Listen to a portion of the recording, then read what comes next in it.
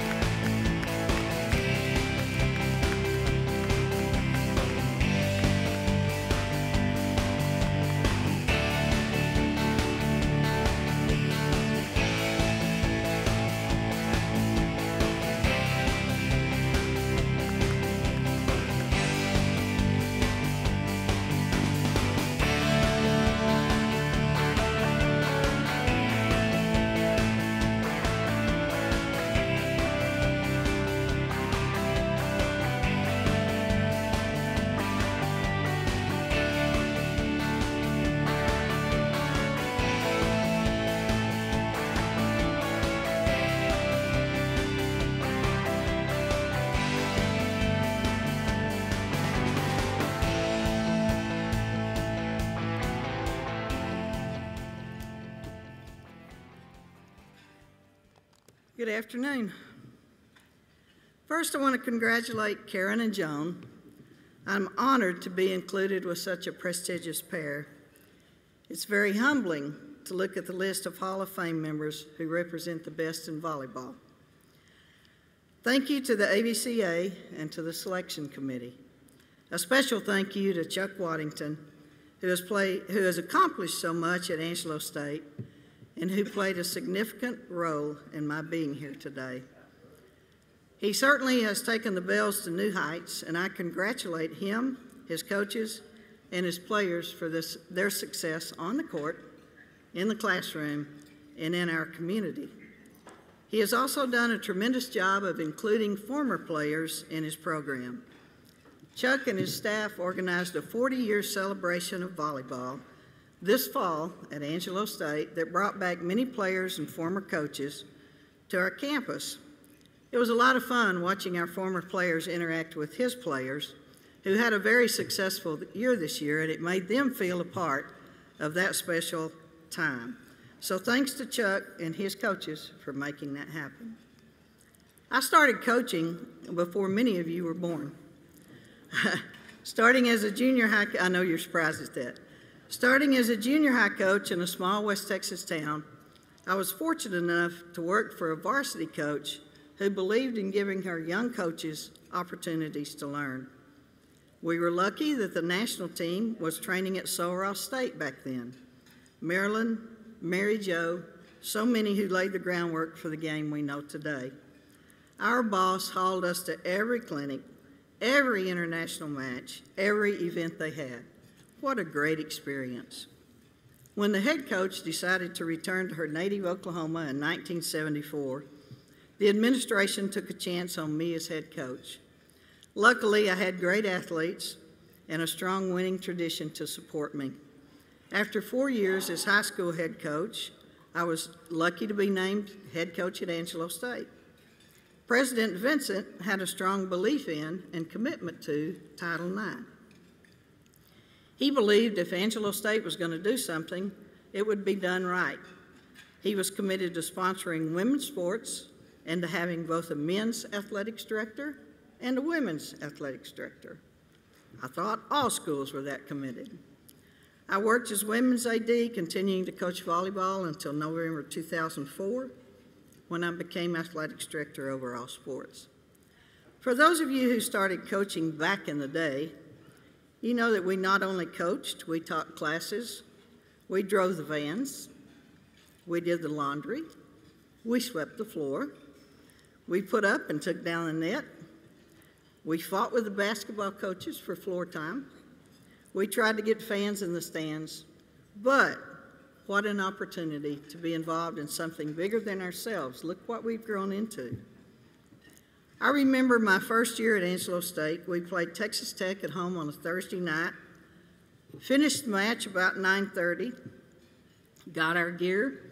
16 of us climbed into a 12-passenger van to drive to Beaumont to compete in the Lamar tournament on Friday and Saturday. Now, I don't know how much you know about Texas, but Beaumont is a long way from San Angelo. Now, as the only licensed driver, I drove the van. We pulled into Beaumont about 4 o'clock in the morning, checked into the hotel, ate breakfast. Trainer taped up our kids. We started playing at 8. Remember pool play? We played all day Friday, all day Saturday, got into the van, headed back home, got into San Angelo at 6 o'clock on Sunday morning. I was happy as a clam. I thought that's what you were supposed to do. I enjoyed that. So I fell in love with this game. The mental aspect, the impact of momentum, the athleticism, all of it.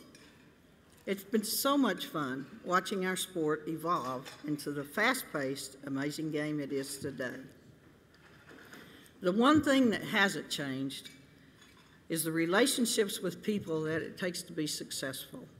From player-coach, player-player, coach-administrator, spectators, fans, community, it's all about people. And that's what I'm most grateful for as I look back on my very rewarding time in volleyball.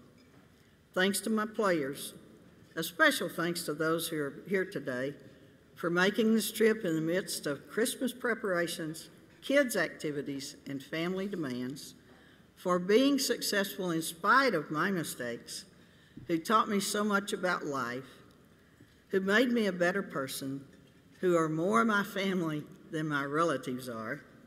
There are so many of them who have touched so many lives of so many young women.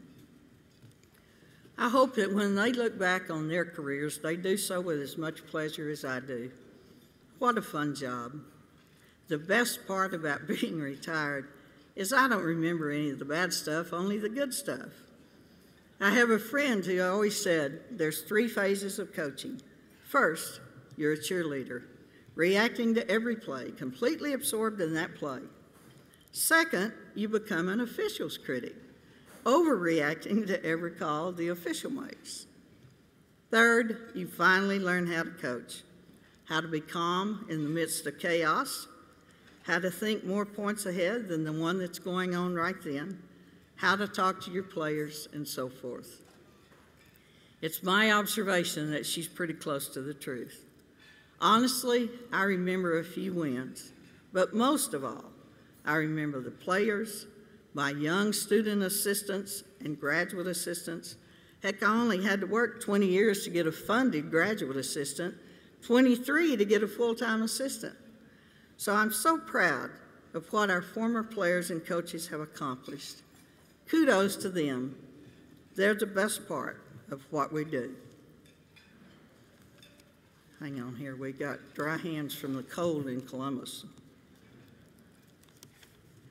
I've been surrounded by good people my whole career, from the best in athletic trainers to the hardest working sports information directors, to secretaries and office staff who took ownership and pride in what we were trying to do.